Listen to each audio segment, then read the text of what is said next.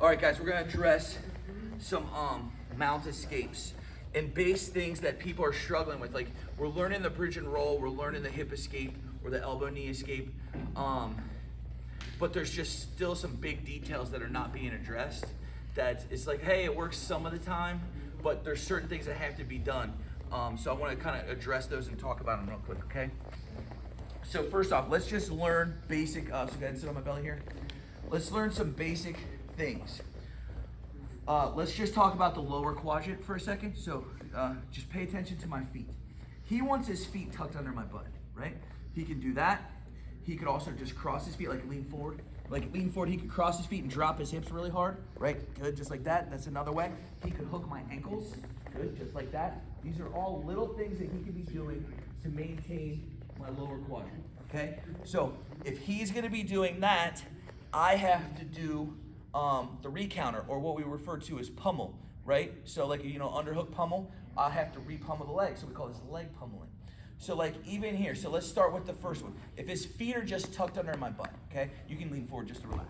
See right here, if his feet are tucked under my butt and my feet are on the outsides of his feet, if I bump him at any time, he's just gonna engage his hooks. See that? Every time, I give it to him, every time. My feet are over the top of him. It's almost like a fish hook, right? Once the fish and the worm are in the fish's mouth, the second the fish pulls back or bumps or wiggles, it gets hooked, right? Boom, hook. So, for me to bump, I have to bring my foot in and in, just like that. And now I can bump. See, that's a little worse for you because see how light his leg is? Just by having my feet on the inside. Now, that's never gonna happen because perfect world, I can't have both feet in. He's gonna be repummeling as I repummel, right? But, go back. Here, I can be wiggling like this, try to get your foot underneath that leg. See, it's a lot harder now, right?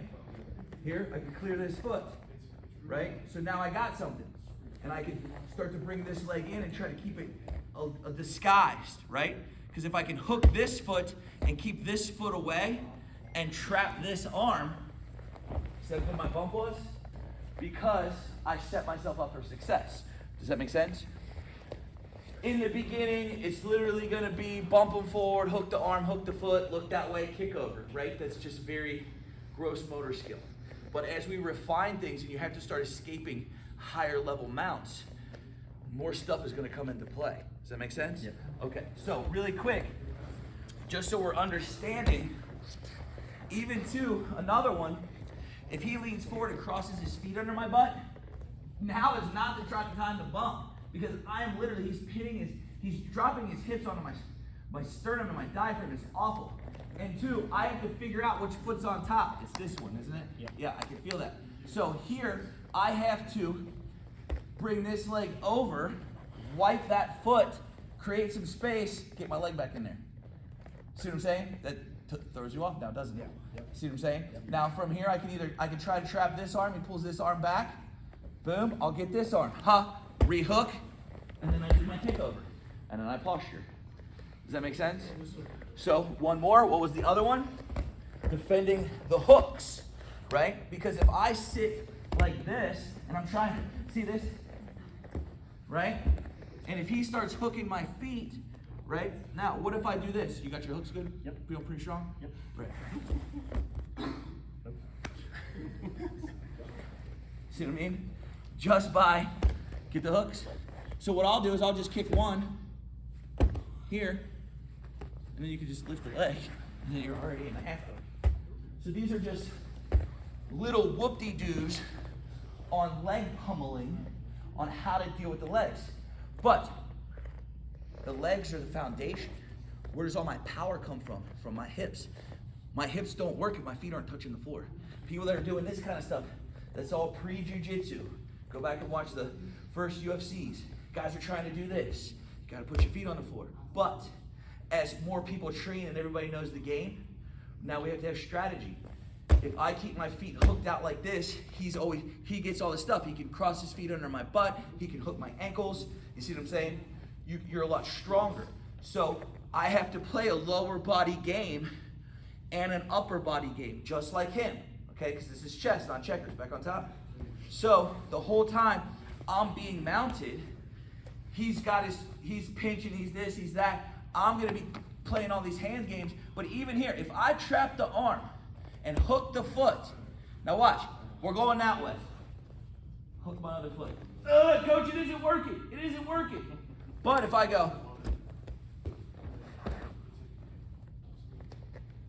it's very silly when it's broken down like that, but it's necessary. Your hip escapes and your bridge and rolls or trap and rolls will be more successful by playing the leg pummeling game. But you got to know what you're dealing with, and that's why I wanted to bring this up really quick now.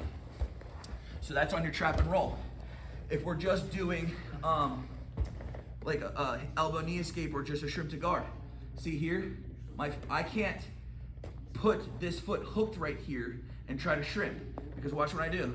I try to move, my knee is in the way of his hamstring, right? See that? I can't get it, but I did that double feet, and I try to turn. See right there? I can't move. That's why I clamp, I bump.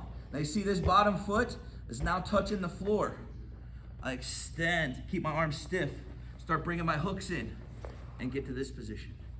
Okay, so, but understanding the game of the lower body quadrant and then the upper body, okay? Now, the thing about the upper body, which tells me which escape I need to do, is based off of how he's positioning on me. If he's leaning forward like this, okay, I'm gonna try to trap an arm. But I trap the arm, I hook the foot, but I've gotta make sure my other foot's clear. Okay, so if I'm here like this, now he knows we're about to go, right? And he slingshots his body back up and pulls his arm out. So sit up, no, sit up, yeah. Pull your arm out. Because when his weight is back on my hip, sit up. This is when I shrimp, okay? But the mistake too is people like this, what they try to do is they bump forward and then try to shrimp. Don't bring them forward to go backwards. Just go backwards, okay? But if he's already forward and I pull this and he sits back, now it's time to go, because you were moving backwards, we just helped you along. So you want to understand the momentum between the two. Now watch this. If he's sitting up and I try to shrimp here and then he grabs me and he pulls himself down to me, it's push-pull energy, guys. And it can either be push-pull or pull-push. Okay, so this is just a little seminar on understanding the leg pummel and the entanglements that can happen, understanding where the weight can be. If the weight's down, we try to trap and roll. If the failure of the trap and roll, because they sit up and pull back, then we push. If they're already sitting up, you take them. If you try to take them and then they pull themselves back down, then you take them the other way. And you literally A-beat it. It's either bridge and roll or shrimp to the guard, and that's it. Are there more? Yes. But I just wanted to address this. Cool?